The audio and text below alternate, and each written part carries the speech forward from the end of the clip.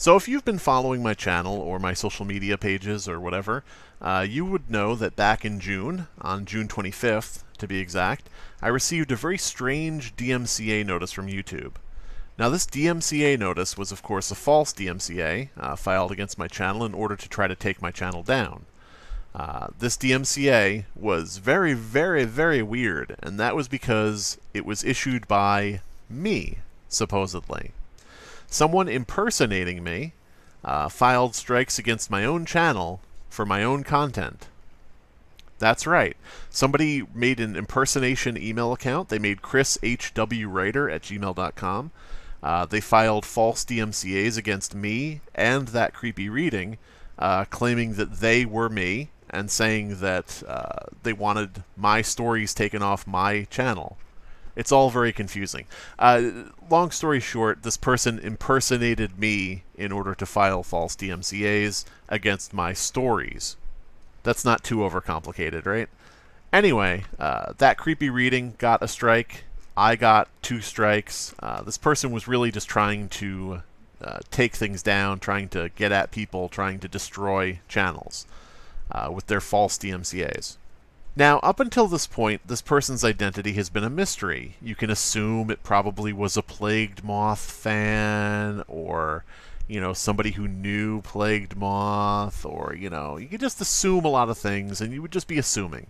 You would have no real evidence. It just is assumption based on what is very likely, so likely, in fact, that it's probably true, but you would just be assuming. Then, today, a YouTuber by the name of Spinling, who has also been talking about Plagued Moth, got a false DMCA directly from Plagued Moth. Now, Plagued Moth filed this false DMCA strike in the hopes of taking Spinling down, based on the fact that Spinling used some footage from Plagued Moth's video. So, Plagued Moth was false striking the channel because the channel was using his footage to do commentary and to critique his behavior. Alright? So this DMCA for footage was automatically rejected by YouTube. YouTube automatically said, "Hey, Spinling, we don't think that this DMCA is correct, but we just wanted to let you know that Plagued Moth filed it." Which is some shit. Like, YouTube is catching on, YouTube is starting to understand that Plagued Moth is a problem user. But what I want to do is I want to read to you what Plagued Moth wrote in the DMCA form. Luckily, YouTube sent a copy of this claim to Spinling, and they included what Plagued Moth wrote. So here's what Plagued Moth wrote in the form when he was filing his false DMCA. "I am the owner of this work. This is my original work." And then he adds a link to the video. "And I did not give them permission to use it.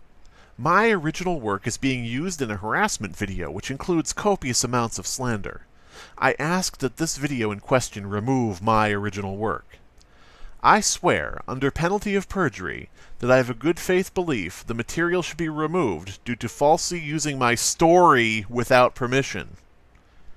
My story. Story? Wait a minute, Plagued Moth. I thought this DMCA was for footage.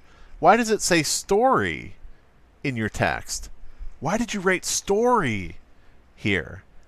Could this possibly be because you filed the DMCAs against me in that creepy reading where you impersonated me? Is that why this text originally said story before you copied and pasted it into this form? Did you forget to change the word story to footage? Ladies and gentlemen, we got him.